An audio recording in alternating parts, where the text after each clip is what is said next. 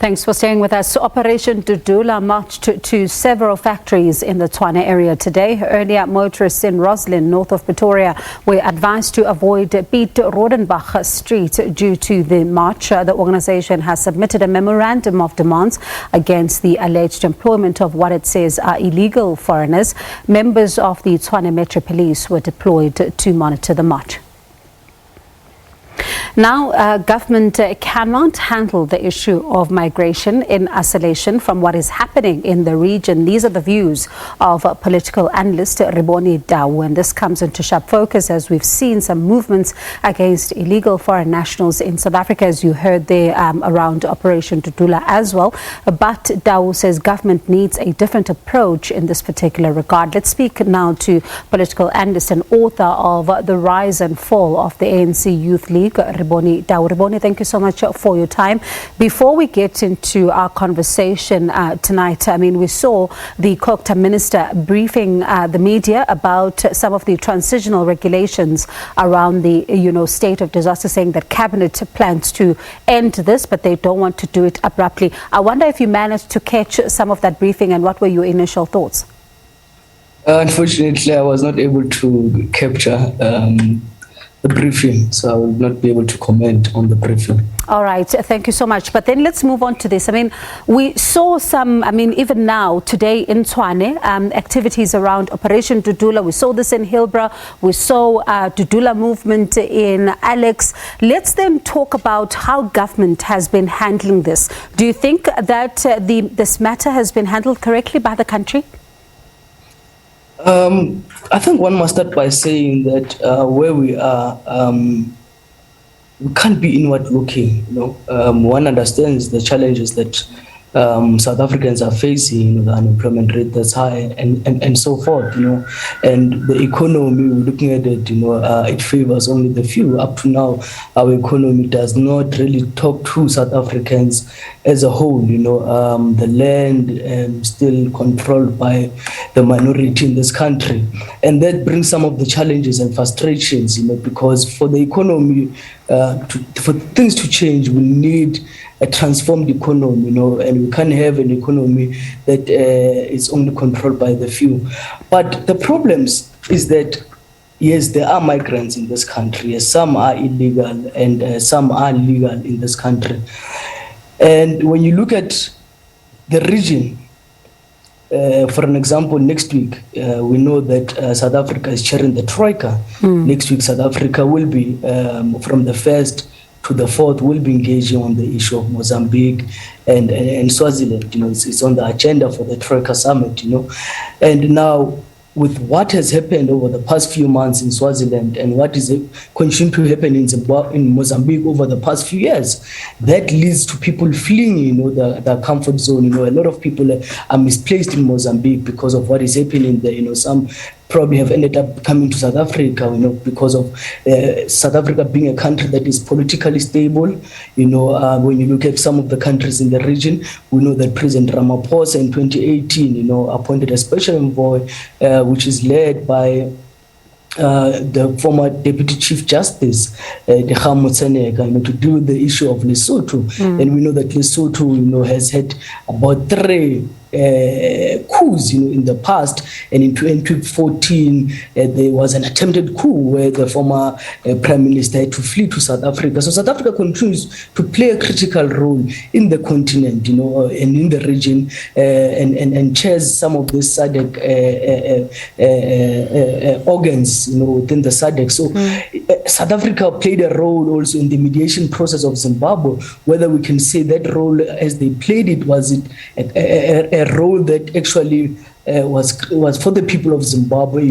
We can look at the GPA, which was the Global Party Agreement that was signed in 2008 by all parties, including ZANU-PF. Was that GPA fully implemented? No, it was not fully implemented. And it spoke about some of the things like the security sector reform, the issue of the electoral reform that needs to happen, the issue of media. We know even up to now that ZEC, the Zimbabwe Broadcasting, controls everything.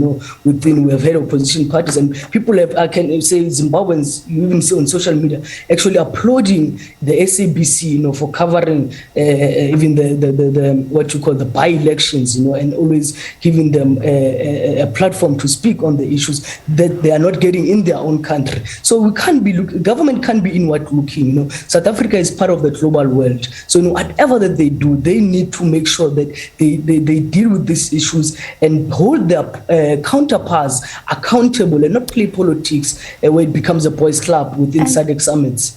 Pardon me, Rebone, I'd like to come in there. You talk about the role that South Africa is currently playing, and you've touched on something I wanted to talk about next, which is around the issue of accountability, especially when looking at what is going on around the region. What does accountability look like?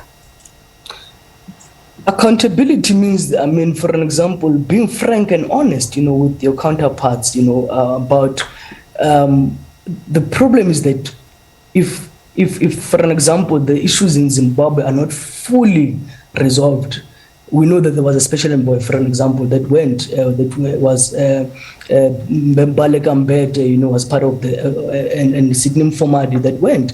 And since that special envoy came back from Zimbabwe, we've never had anything, things moving. We've seen in the most recent few weeks building up to the by-elections which happened this past Saturday, political violence. South Africa was quiet, did not say anything. South Africa takes time to even speak out on some of these things that are happening, violations against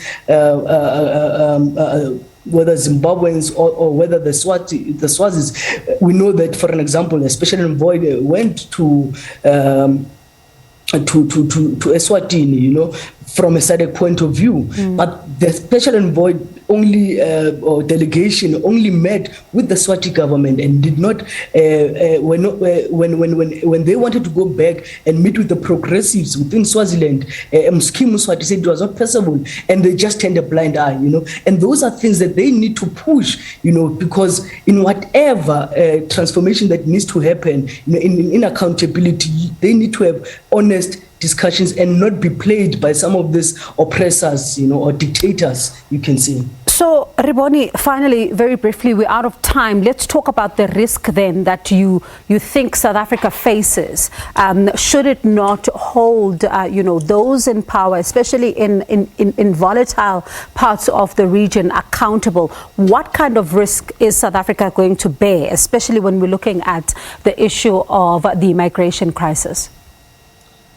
The root of the matter is that, people are not going to leave, some, because they've got nothing to go back to home, Some will remain to live in South Africa and see how to survive, So the root of the matter is that as long as you don't solve the issues of the region, especially when you take up these positions, being like, for an example, now South Africa being the chair of the SADC Troika, and you're not able to make sure that you deal with some of the political challenges that are faced within the region, you will still see an influx of a lot of migrants coming to South Africa because of a better life, the stability as I spoke about in South Africa. Even when we have political challenges in South Africa, for an example, we have the EFF, which is a breakaway party from the ANC, which was after the expulsion of Julius Malema. But the EFF, for an example, is able to campaign during elections.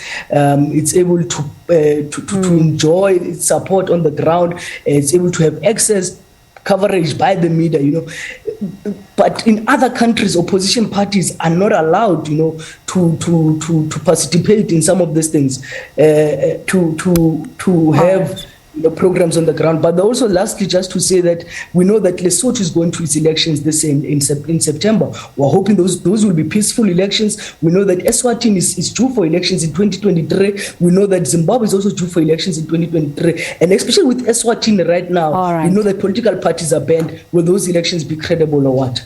All right, unfortunately, we have to leave it there, but thank you so much for your time. That was political analyst and author of The Rise and Fall of the ANC Youth League, Rebone Tau. Let's take a quick